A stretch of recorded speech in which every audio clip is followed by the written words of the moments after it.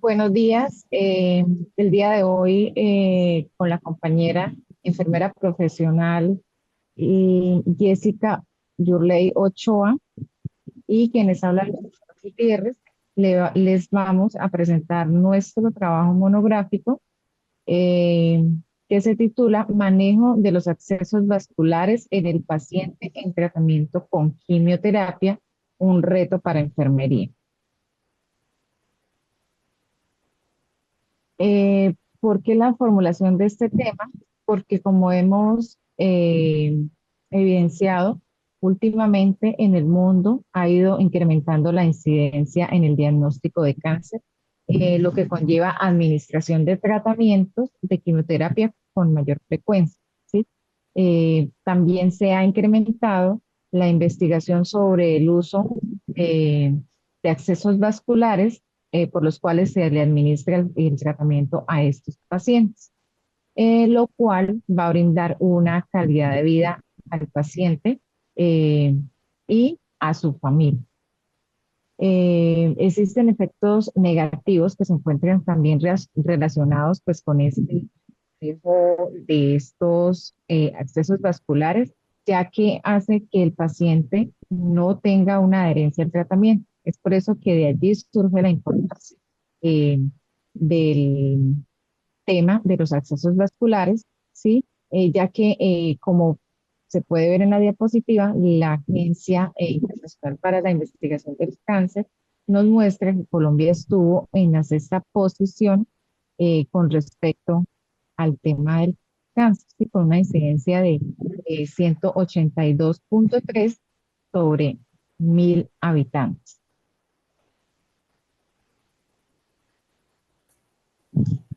Entonces, como ya les venía diciendo, estos pacientes van a ser sometidos a tratamientos quimioterapéuticos, ¿sí? Que van a ser administrados e infundidos estos tóxicos a través de dispositivos de accesos vasculares, ¿sí?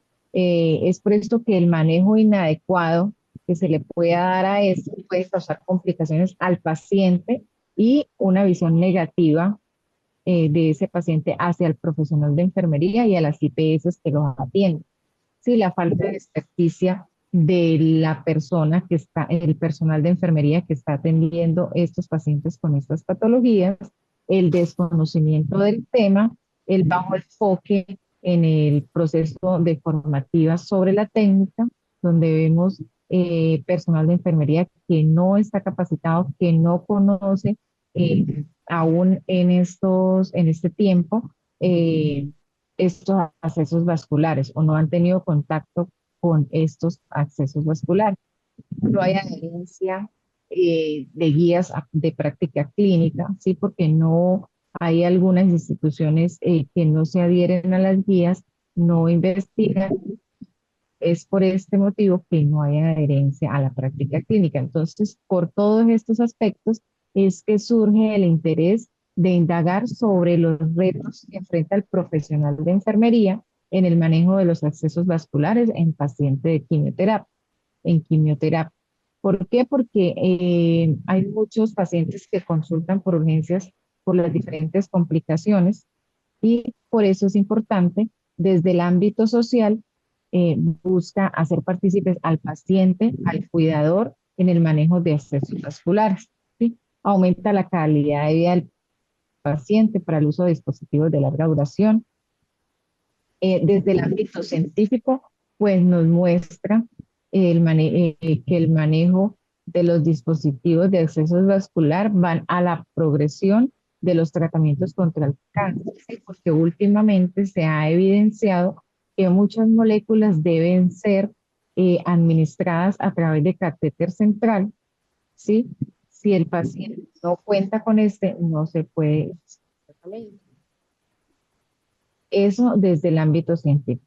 Desde el ámbito disciplinar, la administración de anticuerpos plásticos en pacientes oncológicos con catéteres venosos centrales debe ser supervisado y de atención intrínseca del profesional de enfermería. No podemos delegar al personal técnico de enfermería esa actividad, ya que es súper importante y va a evitar complicaciones en el paciente. La guía de la Sociedad Americana de Enfermería Oncológica buscan mejorar las prácticas en ámbitos ambulatorios y hospitalarios. ¿Cuál es el objetivo general de esta revisión bibliográfica?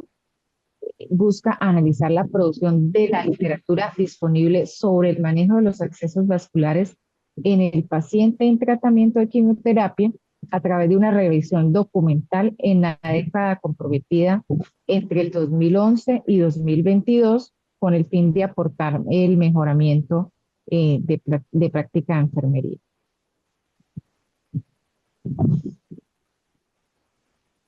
¿Cuáles son los objetivos específicos? Pues revisar los referentes teóricos y documentales existentes que se relacionen con el tema de interés, describir las principales estrategias metodológicas para el desarrollo del presente estado del arte y discutir los vacíos y fortalezas de la producción de literatura sobre el manejo de los accesos vasculares en el paciente en quimioterapia por medio de un análisis de la información que se ha recopilado.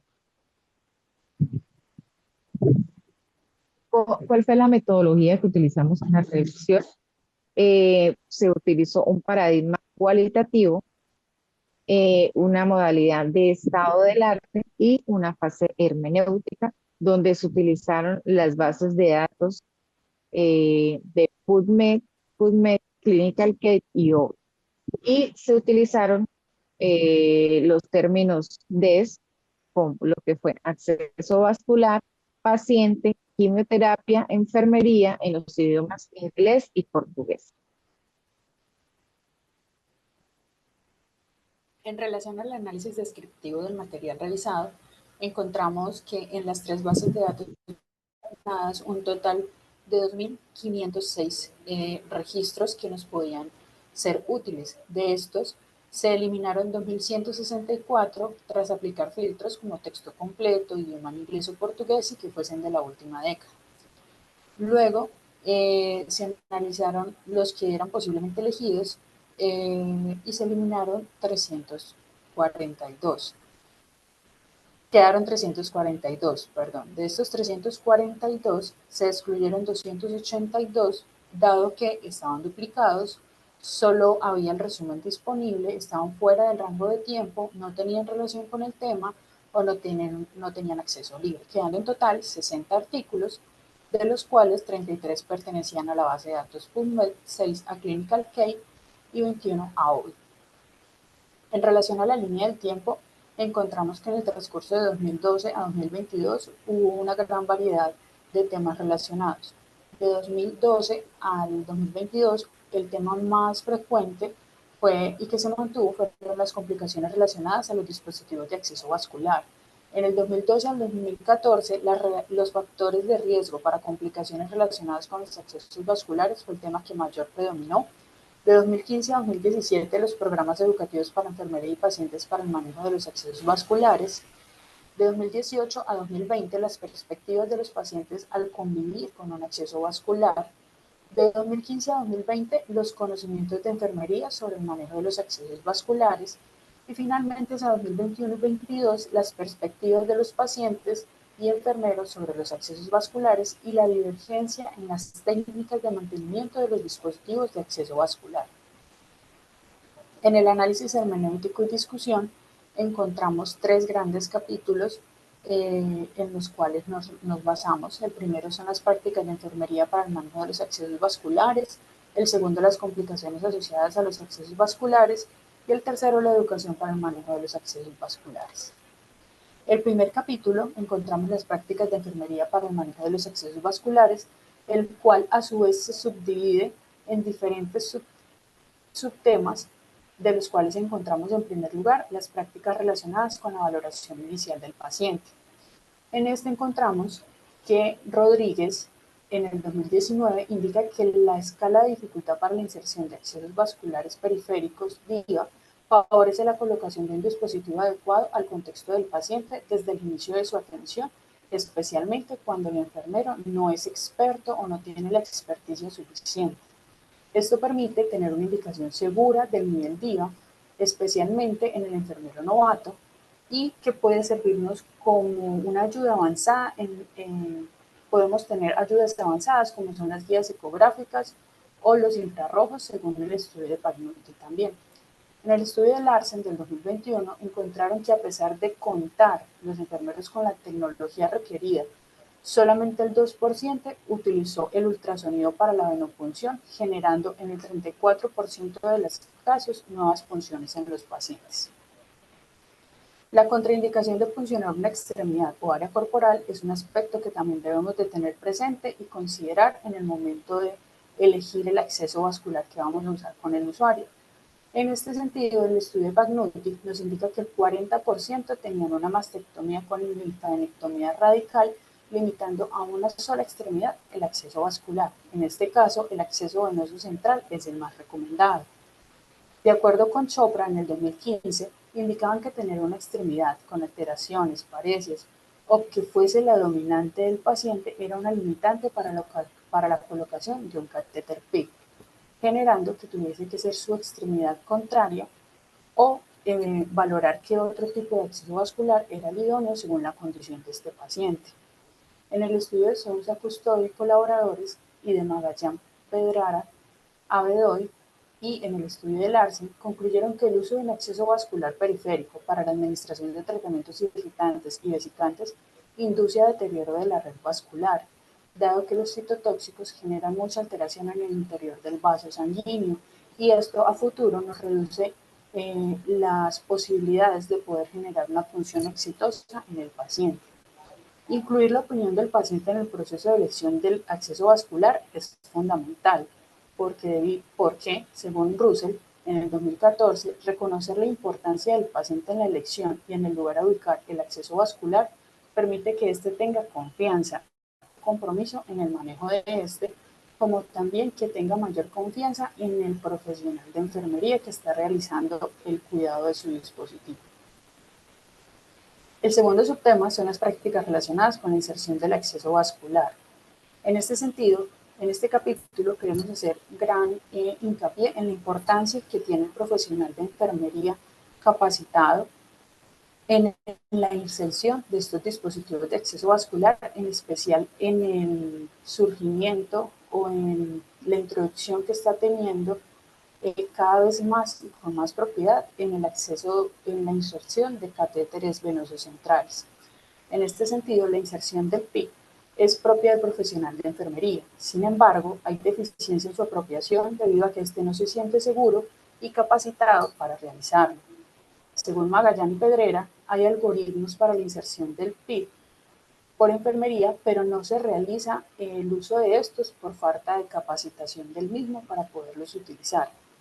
En el estudio de Chopra resaltan situaciones en las cuales la idoneidad de la inserción del PICC debería estar a cargo del radiólogo intervencionista, como es el caso de un paciente que tenga alguna alteración en el tórax, que la quilla no avance o que tenga alguna contraindicación que definitivamente relegue al profesional médico para realizar una intervención de la cual tiene toda la capacidad de realizar un profesional de enfermería.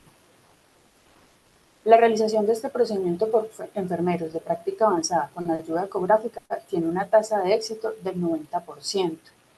Por esta razón es que se está haciendo gran hincapié en que nosotros como profesionales podemos apropiarnos de estas prácticas en nuestras unidades de atención. Dentro de las herramientas que son usadas para corroborar la adecuada posición del acceso vascular, hay estudios que indican que el uso de la electrocardiografía convencional es lo más adecuado. Otros que la toma de rayo X de tórax es lo que más nos va a asegurar la colocación adecuada final del dispositivo. Pero se recomienda con mayor frecuencia el uso de electrocardiografía intracavitaria, ya que esta no solamente nos va a decir la posición final adecuada del dispositivo, sino nos va a ayudar en todo el proceso de inserción del mismo. Asimismo, la Sociedad de Enfermeras de Infusión, según el estudio de Ponhal, en el 2017 respaldan la inserción del catéter venoso central no tunelizado por el profesional de enfermería práctica avanzada debidamente formado y con experiencia, encontrando en este estudio que no hubo diferencia en la tasa de éxito entre la inserción que realizaban los médicos a la que realizaban los enfermeros profesionales, ya que según el estudio de Jacopetti, el profesional de enfermería presentó incluso mejores resultados en la inserción de estos dispositivos frente al médico, dado que hubo un menor número de intentos de punción, ausencia de punción arterial y de neumotórax. Asimismo, Katsoulas en el 2019 demostró que el catéter venoso central totalmente implantado en el antebrazo y no en el tórax es un reto del profesional de enfermería que se puede ir interiorizando en este momento y hacia un futuro. Otro subtema son las prácticas relacionadas con la sepsia. En este sentido encontramos la higiene de manos, la cual es fundamental para la prevención de infecciones. Aquí encontramos en el estudio de Russo, Vizcano y Yela en el 2017 que la clorexidina al 4% tiene mayor efecto en la destrucción de patógenos, pero en especial presenta mayor efecto residual.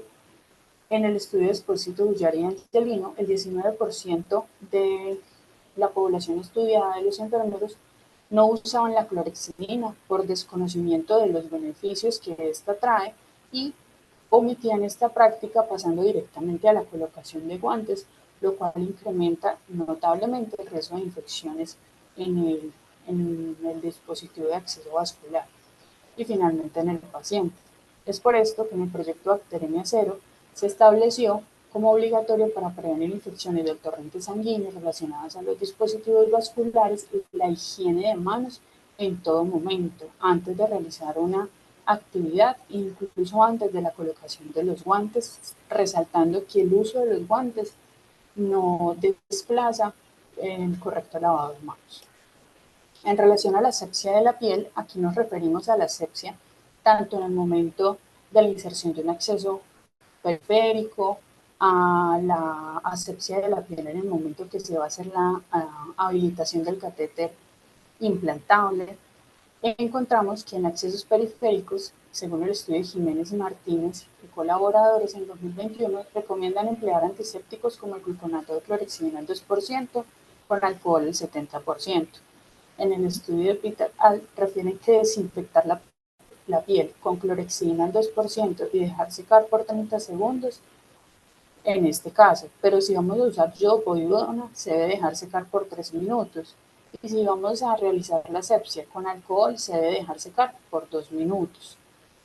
En el estudio de Costas indicaron que había barreras cuando el enfermero no se lavaba las manos, no usaba los guantes y manipulaba el área de punción luego de la asepsia, pues es retroceder en el proceso. Si hacemos todo el proceso, hacemos la asepsia y luego finalmente volvemos a manipular el área sin el uso adecuado de las barreras de seguridad. En el proyecto Bacteremia Cero, indican que la desinfección de la piel antes de la inserción del catéter venoso central debe realizarse con solución alcohólica con clorexidina al 0,5 o al 2% y alcohol al 70%. Da Fonseca y Cherry, en sus respectivos estudios, recomiendan el uso de técnica estéril para la asepsia de la piel en los catéteres venosos central, sumado al uso de clorexidina más alcohol desde el centro hacia la periferia como la técnica adecuada, ya que esto reduce entre un 40 a un 50% el riesgo de infecciones. Llorente indica que reducir la manipulación de las conexiones de los sistemas de infusión y realizar desinfección de la superficie de los conectores antes de acceder al sistema vascular reduce notablemente también el riesgo de las infecciones, porque muchas veces nos enfocamos solamente en la asepsia de la piel, en la asepsia del sitio de punción o de inserción del dispositivo, pero cada vez que vamos a hacer un cambio del dispositivo, un cambio de equipo de infusión o de los conectores, nos olvidamos que esto también hace parte del sistema y lo manipulamos y nos olvidamos que debemos desinfectarlo. En el estudio de Fonseca indican que desinfectar las conexiones con clorexidina al 2% y alcohol al 70% realizando fricción mecánica por 15 a 30 segundos reduce notablemente el riesgo de infección. Llorente encontró mayor grado de desinfección y acción residual del antiséptico en el grupo de estudio que realizó la desinfección de estos dispositivos con clorexidina y alcohol en comparación de quienes usaron solamente alcohol. Asimismo, Esposito, Guyar y Angelino, y en el estudio de Costa Santos, encontraron que a pesar de todas estas recomendaciones y de que posiblemente todos estos enfermeros tenían la disponibilidad de los insumos adecuados, solamente el 76,6 y el 54% en los respectivos estudios de los enfermeros desinfectaban las conexiones de los sistemas de acceso vascular.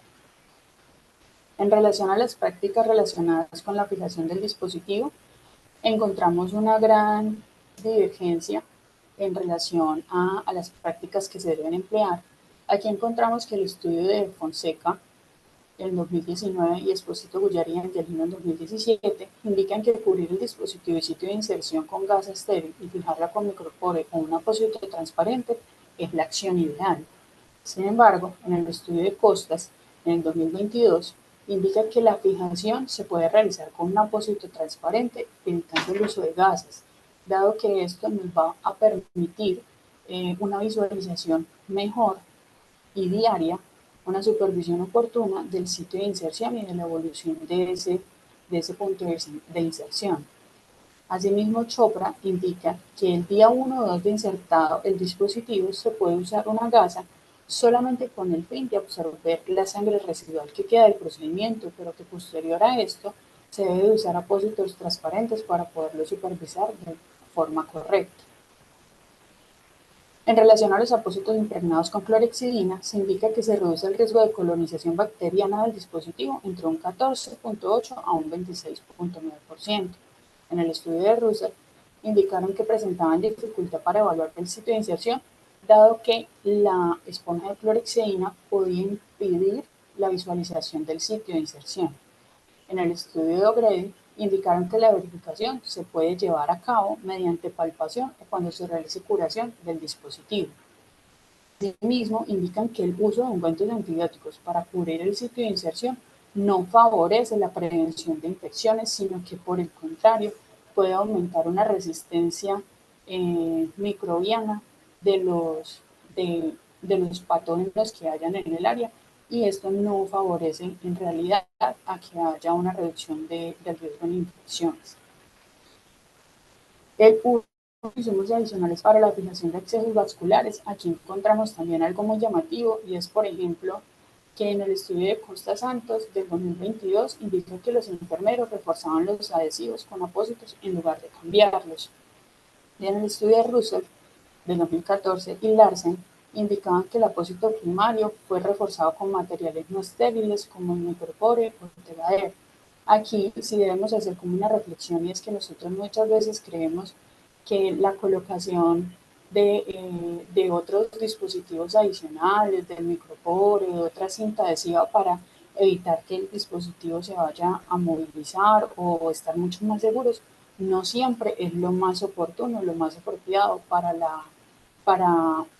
el manejo y el cuidado de estos dispositivos, y menos para reducir el riesgo de infecciones, porque son insumos que no son estériles, sino que tenemos en manipulación constante en diferentes ambientes. Entonces, ¿cuándo debemos hacer cambio del apósito? Según el estudio de Fonseca, se debe hacer cada 72 horas.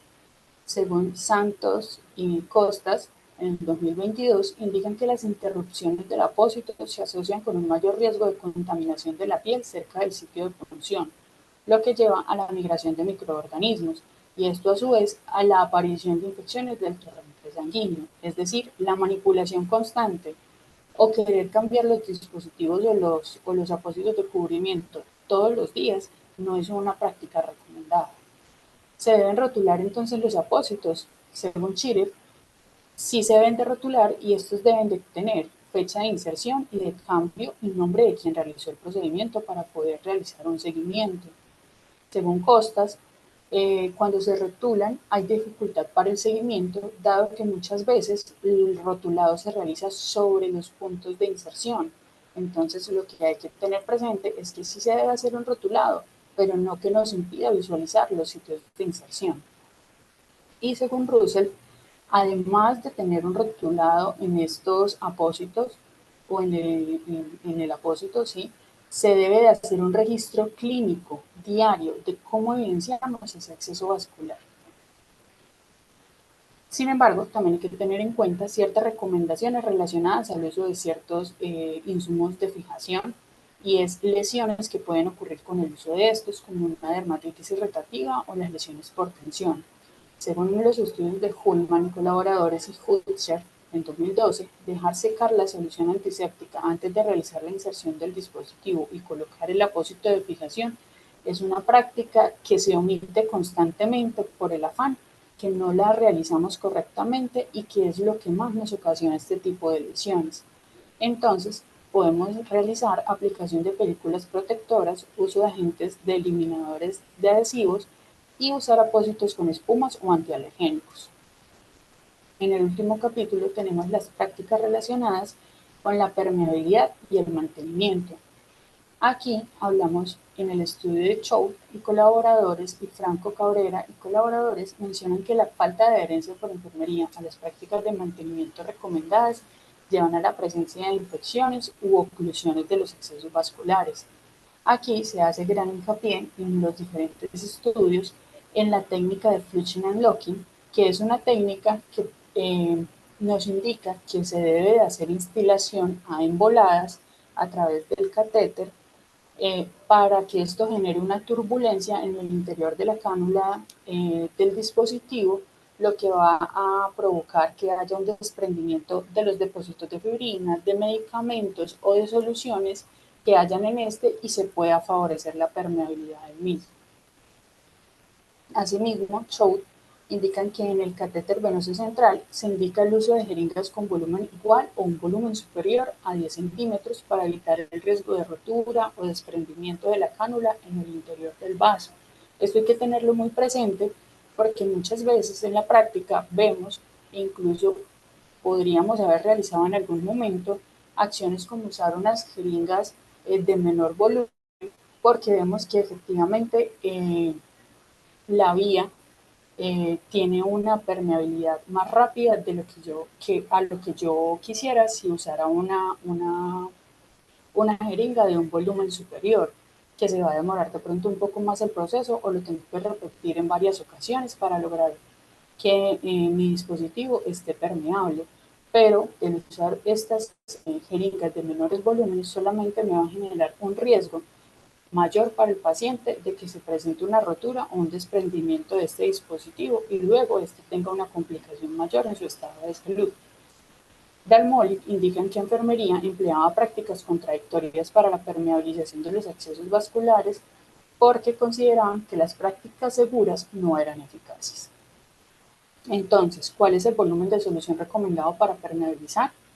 Según Choate y colaboradores y Da Fonseca y colaboradores, de 10 a 20 centímetros, dependiendo del tamaño del dispositivo, es lo que se debe utilizar. En el estudio de Milani y colaboradores recomiendan 20 centímetros de suero fisiológico en cualquier caso, independiente del tipo de dispositivo que tenga el paciente.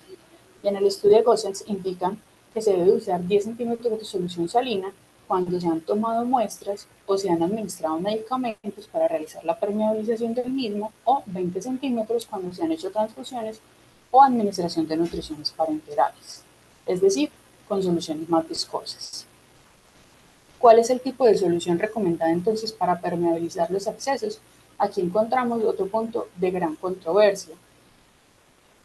CIA y Arriza en su estudio recomiendan que los bloqueos con solución salina deben de realizarse cada 2 meses o con solución heparinizada cada 4 meses. Sin embargo, la Sociedad de Enfermeras de Infusión y el Grupo Italiano de Dispositivos de Acceso Venoso no encuentran relevante el uso de soluciones heparinizadas, dado que esto solamente podría aumentar el riesgo de ciertas alteraciones o complicaciones en el paciente, como las hemorragias, y una descarga no controlada de soluciones heparinizadas debido a que no sabemos cada cuánto en un turno o en los diferentes turnos se realiza esta actividad para poder mantener un acceso permeable. De acuerdo con Franco y Cabrera, en 2019 agregan que el uso de solución salina reduce costos de mantenimiento, siendo una actividad costo efectiva y además segura para el paciente. Milani en su estudio demostró que el uso de solución salina en el catéter venoso central totalmente implantable tuvo complicaciones similares e incluso menores que cuando se usaba con solución heparinizada. Dalmolin indicaron que no había ninguna diferencia significativa entre el uso de una solución salina y una heparinizada para prevenir el riesgo de oclusión en los pacientes, encontrando que el 6.9% presentó oclusiones a los 93.3 días cuando se usó solución salina y que el 4.7% del grupo que utilizó heparina presentó la oclusión a los 60 días. Capuzco recomienda el uso de solución heparinizada para el bloqueo de los accesos vasculares y en su estudio solamente el 47 y 61% de los enfermeros lo hacían.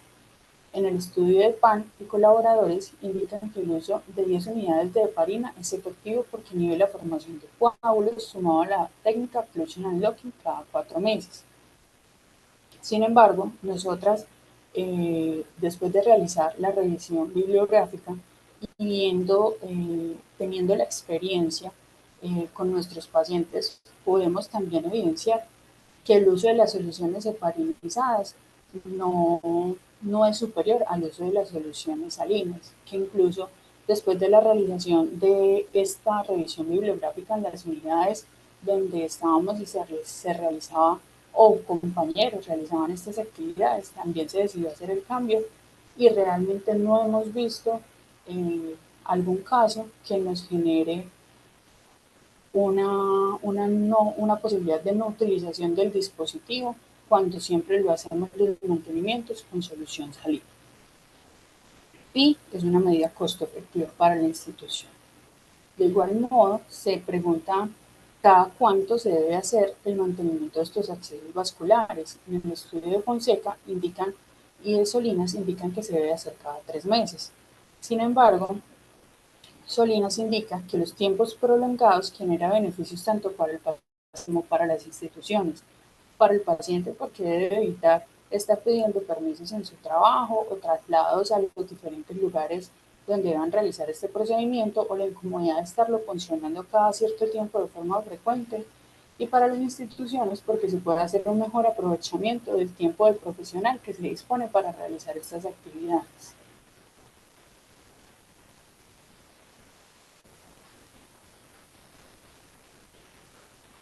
En el capítulo 2 hablaremos de las complicaciones de los accesos vasculares.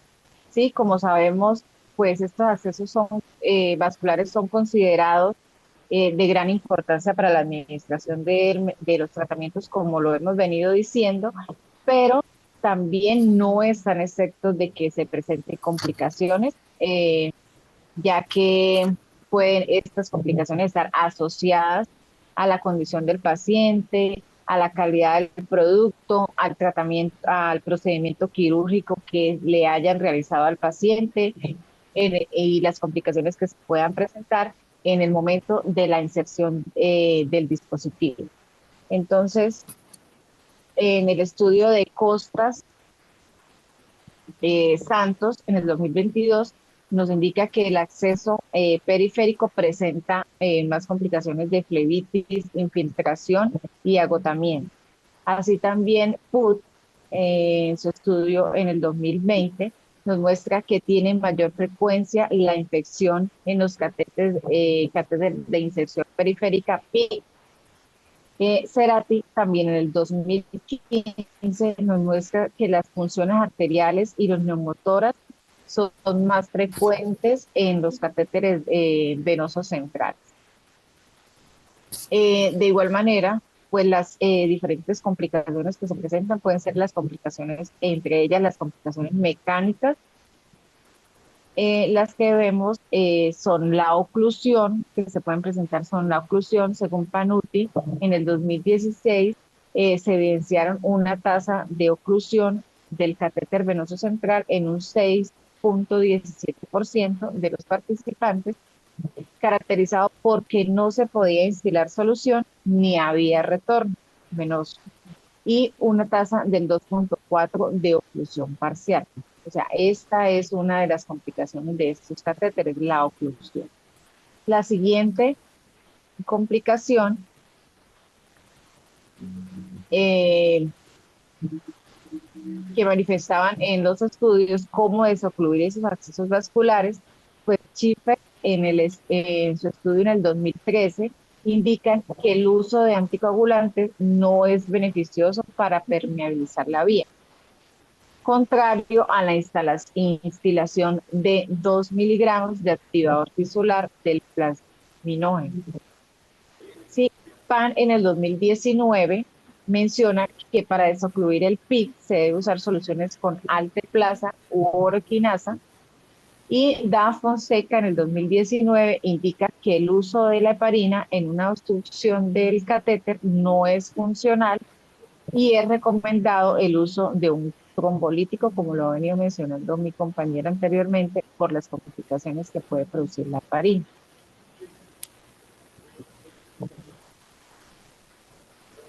Una de las también complicaciones puede ser la malposición, donde nos muestra en su artículo Chow en el 2019, recomienda iniciar la punción en cualquier acceso vascular desde la parte distal para preservar el resto del árbol vascular de la extremidad. Eso con respecto a Chopra en el 2015 y colaboradores, eh, nos muestra que la correcta ubicación del dispositivo en vena cava superior se debe corroborar con una guía ecográfica durante el procedimiento y la toma de rayos X antes de su uso. Es por eso la importancia de, cuando vamos a habilitar un catéter implantable, solicitarle a nuestro paciente la verificación, ya sea con rayos X o con la descripción quirúrgica de la habilitación. La siguiente complicación es el neumotórax. Según Cerati, en su estudio en el 2015, y Catsaulas en el 2019, este evento se presentó en menos del 1% de los casos y fue más frecuente cuando se realizan múltiples funciones por abordaje subclavio. También Magallón y Pedrar en el 2020 nos muestra que el neumotórax no es una complicación frecuente en el catéter de inserción periférica, y por eso son una alternativa segura también los catéteres de inserción periférica para la administración de quimioterapia. La siguiente complicación es la ruptura del catéter.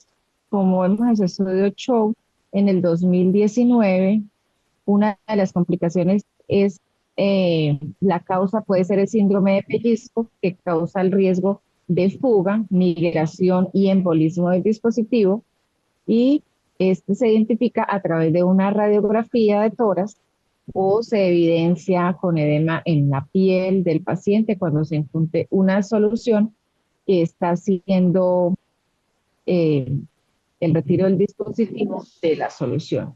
Eso no se muestra cuando el catéter se ha desprendido de la cámara implantada, de la parte que está conformada del catéter. Eh, También tenemos la punción arterial. Cuando Ana Cerati, en su estudio en el 2015, observaron 14 casos.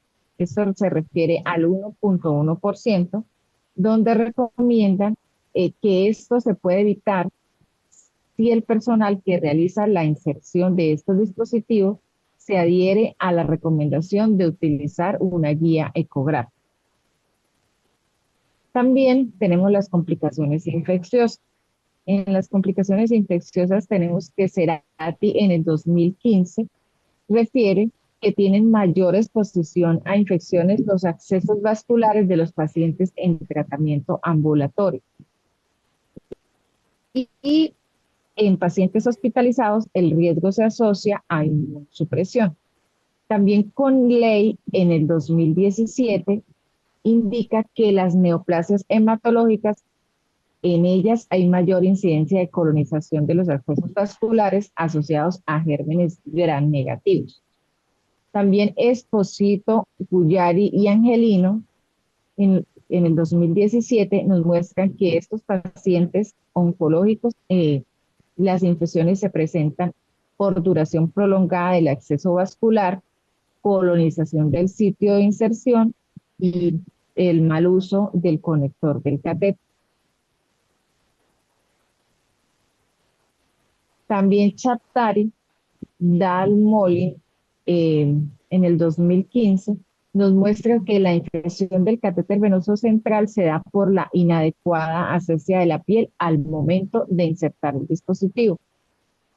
También el mal uso de los conectores sin previa asepsia es la contaminación de las soluciones a infundir y la colonización microbiana del sitio de entrada y salida del dispositivo de la herida quirúrgica. Por eso es que con ley en el 2017 nos muestra que el personal de enfermería actualizado en el manejo de los accesos vasculares incluye en la disminución de las infecciones asociadas a esto. Un personal de enfermería que esté capacitado en el manejo de estos accesos venosos reduce la incidencia de infección y complicación de estos dispositivos. En el capítulo 3, ya, digamos, El capítulo 3 se relaciona con la educación para el manejo de los accesos vasculares. En este sentido encontramos dos apartados. Uno es la educación dirigida al paciente y cuidador para fortalecer el autocuidado. Aquí encontramos que Piredna menciona en el 2016 que los pacientes oncológicos tienen necesidades de información importantes y son específicas a su enfermedad, a su patología, a su tratamiento y en especial relacionados a la colocación del acceso vascular central. En este sentido, indica Shirev en el 2013 y Paras Bravo en el 2018 que la educación debe ser antes de la inserción de los accesos vasculares para que el paciente pueda disminuir todas sus inseguridades y no tanto posterior a la colocación del dispositivo. De igual forma, Pirelda en el 2016 indica que el 43% de los pacientes indicó recibir poca información y el 14% nunca se educó antes de la inserción del dispositivo. IPSIQ en el 2022 indicó que unos pacientes indicaron recibir poca información y que se debía mejorar, y otros dijeron que fue excesiva y poco útil. En estos casos, entonces vemos que no solamente es no brindar información en el momento adecuado y tampoco irnos al extremo de saturar a un paciente brindándole múltiple información que al final no le es útil, sino debemos enfocarnos en escuchar al paciente y saber cuál es su necesidad en el momento para poderla resolver y que éste tenga claro de qué se trata el procedimiento, cómo se va a realizar y cuál es el fin o el beneficio que va a tener de este dispositivo. ¿Quién debe educar entonces? Paras Bravo y colaboradores refieren que se requiere del médico para orientar sobre el diagnóstico y el procedimiento del paciente, de enfermeros para educar en el cuidado del acceso vascular y de psicólogos para que ayuden al usuario, al paciente y a su familia también en la aceptación del dispositivo. Pirelda en el 2016 indicó que el 23% recibió información de la enfermera oncóloga, pero el 95% de los pacientes indicaron que les gustaría fuera el médico que inserta el dispositivo o el oncólogo quien los educara. Aquí también tenemos que hacer un llamado y es, aunque si bien la figura del médico sigue claramente en una alta posición, el papel del educador es del enfermero, el papel de quien puede acercarse al paciente y es explicarle y enseñarle y resolverle sus dudas o poderlas evidenciar de forma más rápida y eficaz, con certeza es el enfermero. Entonces, no estamos siendo visibles para nuestros pacientes. IPSIQI también indica en el 2022 que los pacientes de forma activa complementan la información preguntándole al personal médico, buscando en la web y leyendo material de salud para resolver las inquietudes que presentan. Entonces, ¿qué herramientas tenemos para brindar educación? Pirelda indica que identificaron que el 100% de los pacientes consideraron útil la información escrita en un folleto. Bondouki, en 2004, indican que la combinación de información verbal y escrita aumentan la retención de información y ayuda a resolver las dudas que pueda presentar el paciente. Pirelda, en 2016, indica que el 5% de los pacientes que presentó problemas con el acceso vascular encontró útil la información para saber qué hacer en el momento que presentaba la dificultad. En este sentido, IPSIQ y PARC, en sus respectivos estudios, indican que implementar un programa educativo para el autocuidado de los catéteres venoso central aumenta el conocimiento, la confianza y la independencia en el paciente y cuidador, volviéndolos personas competentes para favorecer el cuidado de estos dispositivos. PARC en 2016 indicó que en su estudio, en el grupo que intervinieron, es decir, que establecieron un programa educativo de mayor intensidad y específico y a profundidad en el manejo del acceso, de los accesos vasculares, hubo una menor incidencia en infecciones, en oclusiones y en daño del catéter frente al grupo de control. Moller, en el 2010, indicó que la aplicación de un programa educativo para el autocuidado del catéter venoso central fue eficaz para reducir las tasas de infecciones relacionadas al dispositivo. Los pacientes y cuidadores deben convertirse en expertos en la prevención de complicaciones y el mantenimiento de la función del catéter venoso central, según Tattersall en el 2022.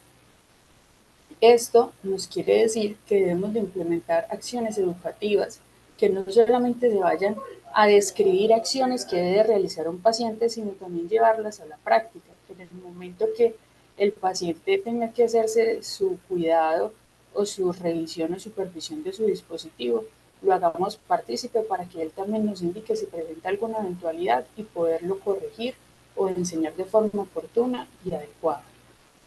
Seguimiento del paciente. En este sentido encontramos dos direcciones y una era que los pacientes percibían positivamente que un profesional capacitado les reforzara sus conocimientos y resolviera sus dudas. Sin embargo, en el estudio de IPSIQ, los pacientes, al sentirse tan competentes, tan capacitados, tan bien informados, veían como inoportuno que los enfermeros les realizaran las visitas para supervisar cómo llevaban el manejo de estos accesos vasculares. Entonces, aquí también tenemos que entrar a no solamente informar al paciente y sí apropiarlo de cómo debe ser su cuidado, sino también que nosotros estamos ahí para ayudarles a resolver esas dudas o cualquier eventualidad que puedan presentar y no como que estamos tratando de buscar una falencia que ellos estén presentando. Dentro de las emociones que pudimos percibir también que pueden presentar los pacientes, encontramos la ansiedad, la renuencia y el miedo que experimentaron, especialmente previo a la realización de un procedimiento, y esta fue mitigada cuando se le brindó información clara y acorde a sus necesidades. En este sentido, Parvas, Bravo y colaboradores expresaron que a pesar de recibir información, los pacientes sintieron ansiedad por pensar que sería más complejo el procedimiento de lo que fue. Es decir, que el paciente, incluso cuando se le dio información, puede haber casos en el que éste no logre comprender exactamente de qué se trata el procedimiento, y es ahí también donde debemos saber por dónde llegar a este paciente para que nos pueda comprender y disminuir esos niveles de ansiedad o de miedo o de rechazo al dispositivo. Reconocer los beneficios de tener un dispositivo de acceso vascular central de larga permanencia generó también en los pacientes una aceptación finalmente y que llevara a que estos recomendaran el uso de los dispositivos a otros pacientes.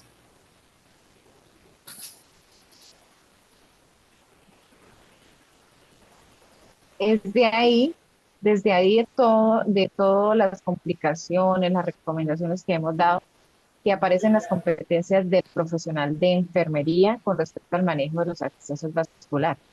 Entonces, DEFIN en su artículo en 2018 nos muestra la importancia de la actualización de conocimientos que debe ser constante para mantener la destreza en el manejo de los accesos vasculares en el paciente oncológico. Esto es súper importante en los profesionales de enfermería.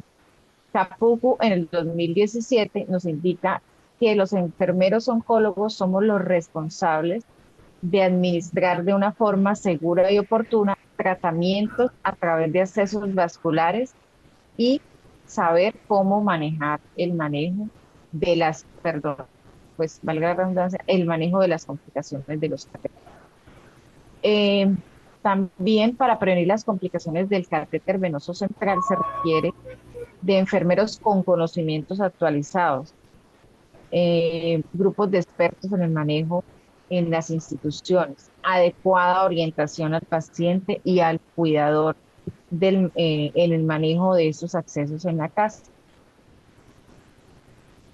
También Pireda en el 2016 nos indica que los enfermeros profesionales, quienes poseen conocimientos para determinar el vaso sanguíneo periférico a funcionar sin generar traumatismos o red vascular y desconfort.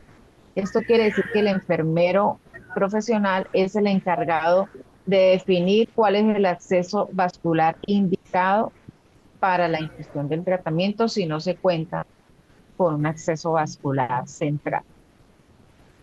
Abut en el 2018 demuestra que los enfermeros que laboraban en áreas de oncología poseían un nivel insatisfactorio de conocimiento sobre el abordaje del acceso central.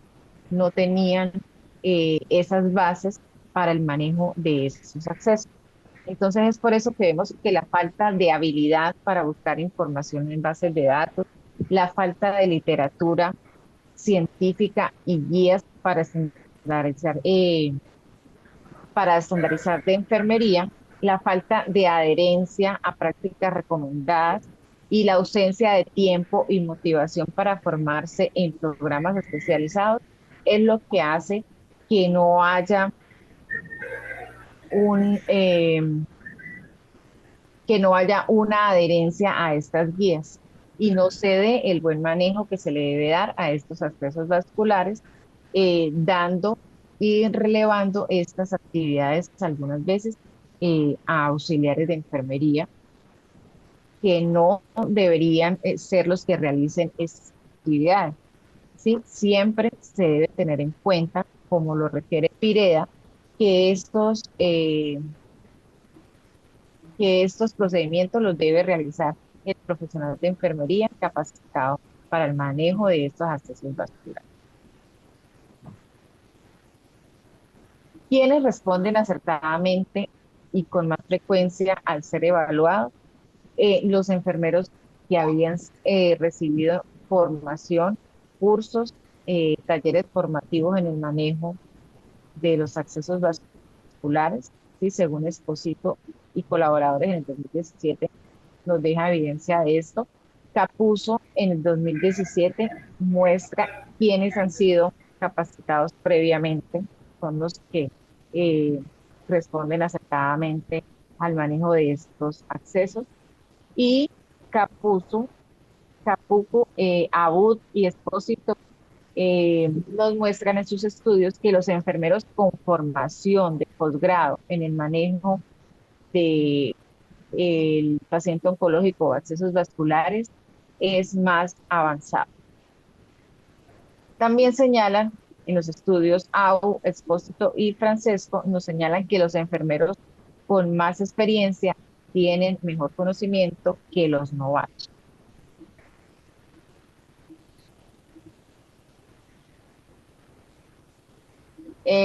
Tener confianza significa, tener conocimiento, perdón, significa tener confianza. Eso nos indica, Farel en el 2017 nos indica que el profesional de enfermería carecía de confianza en la práctica clínica a pesar de recibir capacitación. Paras en el 2018 nos recomienda integrar una formación multidisciplinar a nivel práctico de casos clínicos reales para ayudar a clasificar todas las facetas del manejo de los accesos vasculares. Del mismo Russell en el 2014 nos muestra que los procesos educativos proporcionan bases sólidas para ayudar al mejoramiento eh, de los procedimientos que hace el profesional de enfermería, evitando así delegar eh, funciones a a otros enfermeros que no tienen la misma formación.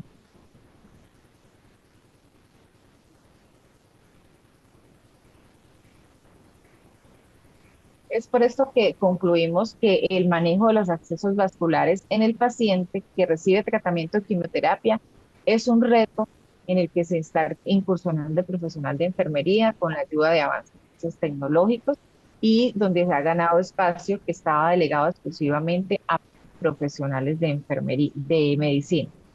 Y la implementación de mejores prácticas nos muestra y nos deja ver que la implementación de las mejores prácticas para el manejo de los accesos vasculares es otro reto que enfrenta el enfermero profesional, puesto que se presenta gran controversia a pesar de las guías basadas en evidencia que establecen diferentes asociaciones y organizaciones para el manejo de estos en el mundo.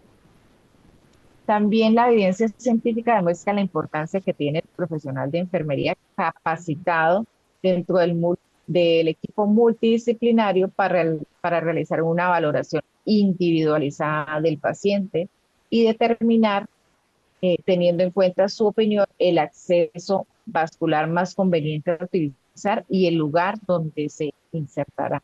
Esto lo obtenemos cuando le brindamos la educación adecuada al paciente. El paciente en tratamiento de quimioterapia y su cuidador poseen necesidades de formación. A ellos también hay que explicarle de una manera ampliada cómo se realiza el adecuado eh, manejo del acceso vascular en el hogar. Esto cuando los pacientes se llevan su infusor para la casa, ¿sí? O cuando los pacientes recientemente le han insertado el catéter implantable, explicarle a estos pacientes cómo es el manejo de esa curación para evitar que ese catéter se nos vaya a sobreinfectar y lo vayamos a perder. Y también, pues, el creciente número de personas diagnosticadas con cáncer se relaciona directamente con la evolución de los tratamientos quimioterapéuticos, como lo dijimos inicialmente, haciendo necesario que los profesionales de enfermería estén formados en el proceso y el manejo del paciente oncológico y sus accesos vasculares, con el fin de prevenir las complicaciones y hacer que el paciente tenga una adherencia al tratamiento. En relación a las recomendaciones, recomendamos a que todos los enfermeros profesionales se motiven en el proceso investigativo para la creación de guías y protocolos estandarizados basados en evidencias científicas que sean específicos de la profesión para que se puedan orientar las prácticas propias en el manejo de los accesos vasculares en el paciente que recibe tratamiento de quimioterapia. También hacemos un llamado a que nos empoderemos de conocimientos y habilidades en el manejo de accesos vasculares desde la valoración, llevando la inserción del dispositivo por medio de las ayudas tecnológicas hasta el manejo posterior de este y el afianzamiento en los procesos de enseñanza dirigidos al paciente y al cuidador para prevenir las diferentes complicaciones que se puedan presentar. A la institución de educación superior le hacemos un llamado para que amplíe su cobertura a nivel nacional y de forma descentralizada en los programas de especialización de enfermería, enfocados en el paciente oncológico y en los accesos vasculares, como una necesidad que viene en crecimiento constante desde las zonas del país en las que no hay presencia de profesionales competentes en el área, quedando relegado al impacto que genera contar con un enfermero oncólogo para el manejo de los pacientes con cáncer. Son las referencias y agradecemos a todos ustedes la atención prestada y la participación en este espacio educativo.